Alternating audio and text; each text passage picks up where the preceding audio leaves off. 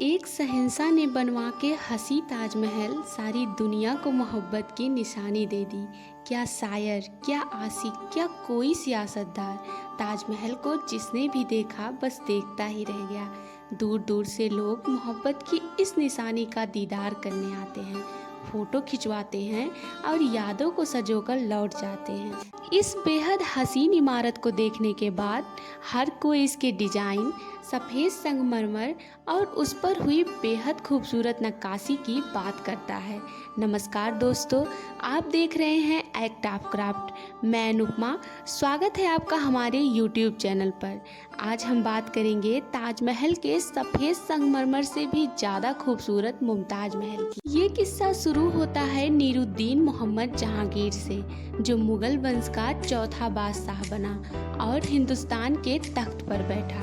आशिक मिजाज जहांगीर की 20वीं बीवी थी बेगम नूरजहां। ईरानी परिवार में पैदा हुई बला की खूबसूरत नूरजहां के बारे में कहा जाता है कि इन्होंने 16 साल पर्दे के पीछे से मुगल सल्तनत को चलाया। मुगल दरबार में नूरजहां का रुतबा बढ़ता गया तो जहांगीर ने उनके पिता अहमदउद्दौला को वजीर बना दिया। अहमदउद्दौला के बेटे अबू हसन आसफ खान के घर 27 मार्च 1593 ईस्वी को बेटी पैदा हुई, जिसका नाम रखा गया अर्जुमंद। सीधे शब्दों में कहा जाए तो अर्जुमंद चौथे मुगल बादशाह जहांगीर की बीवी की भतीजी हुई। कहते हैं अर्जुमंद एक बार आगरा के मीना बाजार में घूमने निकली। यहीं पर पहली बार सहबुद्दीन मोहम्मद खुर्रम ने उनको पहली नजर देखा और देखते ही दिल दे बैठे। खुर्रम और अर्जुमंद की अप्रैल 1607 ईस्वी में सगाई पक्की कर दी गई। उस वक्त अर्जुमंद 14 साल और खुर्रम 15 वर्ष के हो चुके थे। करीब 5 वर्ष बाद 10 मई 1612 को खुर्रम 20 के हुए और अर्जुमंद 19 की, तो दोनों का निकाह करा दिया गया। रोचक बात तो ये है कि जब अर्जुमंद और खुर्रम की नज़रें पहली बार मिली थी तो दोनों कुंवारे थे, लेकिन दोनों की सगाई और शादी के बीच जो वक्त गुजरा उसमें खुर्रम की शादी फारस की शहजादी क्वांदरी बेगम से हो चुकी। समय बीता और जहांगीर के बाद खुर्रम ने मुगल तख्त की कमान संभाली। बादशाह बनने के बाद खुर्रम शाहजहां बन गए और उनकी सबसे प्यारी बेगम अर्जुमंद को मुमताज महल का खिताब दिया गया। शाहजहां और मुमताज महल के कुल 14 बच्चे हुए। मुगल इतिहास के 2 सबसे चर्चित किरदार दारा शिकोह और औरंगजेब भी मुमताज महल की ही कोख से पैदा हुए। दारा शिकोह मुमताज महल की तीसरी औलाद थे और पहला बेटा। दारा शिकोह को न केवल कुरान कंठस्थ थी बल्कि उसने कई हिंदू धार्मिक ग्रंथों का अनुवाद भी कराया। मुगल इतिहास का दूसरा अहम किरदार औरंगजेब मुमताज महल की छठी संतान था।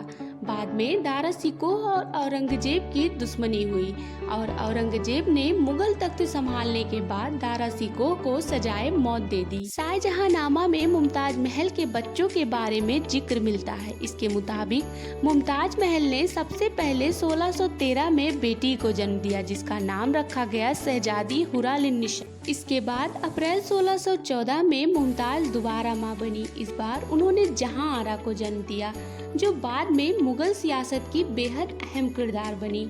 मार्च 1615 में मुमताज महल ने पहले बेटे दारा शिकोह को जन्म दिया।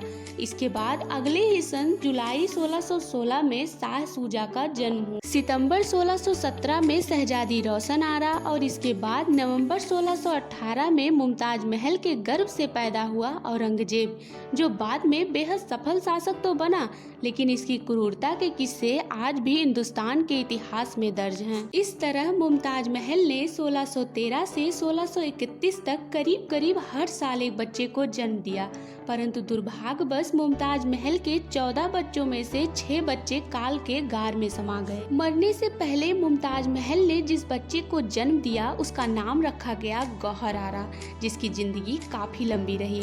दरअसल 14वीं संतान को जन्म देते समय मुमताज महल को मालूम था कि अब उनका बचना मुश्किल है।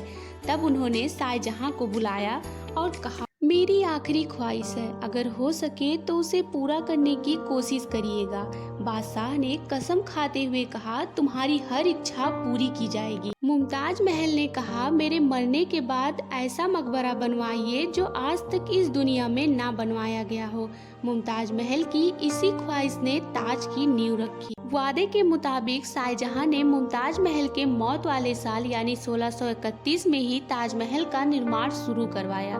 ताजमहल का निर्माण कार्य पूरा होने में 22 साल लगे। इसे बनवाने के लिए शाहजहां ने यमुना नगर के उसी जगह को चुना जहां अक्सर मुमताज महल घूमने जाया करती थी। 20,000 मजदूरों ने दिन रात काम किया, तब जाकर 1653 में निर्माण कार्य पूरा हुआ। दुनिया में जितनी ऐतिहासिक इमारतें मौजूद हैं, उनमें से सबसे सुंदर कैलीग्राफी ताज पर हुई है। जैसे ही आप ताज के बड़े दरवाजे से अंदर प्रवेश करते हो, दरवाजे पर लिखा ये सुलेख आपका स्वागत करता है। हे आत्मा, तू ईश्वर के पास विश्राम कर, ईश्वर के साथ शांति से रह तथा उसकी परम शक्ति तुझ पर बरसे। यह कैलीग्राफी ध्रुव लिपि में लिखी हुई है। शाहजहां ने मुमताज महल के साथ निकाह से पहले और निकाह के बाद भी कई और शादियां की। उनकी बीवियों के नाम हैं क्वांदरी, कांधारी बेगम, अकबराबादी महल, मुमताज महल, हसीन बेगम, मुती बेगम, कुदसिया बेगम, फतेहपुरी महल और सरहिंदी बेगम। इस तरह कुल संख्या 8 हुई, लेकिन कुछ इतिहासकार शाहजहां की बीवियों की संख्या ज्यादा बताते हैं। प्रेम एक से होता है। अगर शाहजहां ने केवल मुमताज महल से शादी की होती तो यह एक प्रेम की निशानी होती। मेरे दृष्टिकोण से ताजमहल प्रेम की नहीं, विलासिता में बनाई गई एक नायाब और बेहद खूबसूरत इमारत है। खैर, ये तो हो गए मेरे विचार। मैंने ईमानदारी से आपके सामने सारे तथ्य रख दिए हैं। क्या मुमताज महल को शाहजहां से वैसी ही पाकीज़ा मोहब्बत मिली जैसी पाकीज़गी या पवित्रता के साथ आज हम ताजमहल को प्रेम की निशानी के तौर पर देखते हैं? आपको क्या लगता है, ताजमहल विलासिता की निशानी है या एक सच्चे प्रेम की? हमें कमेंट करके जरूर बताइएगा।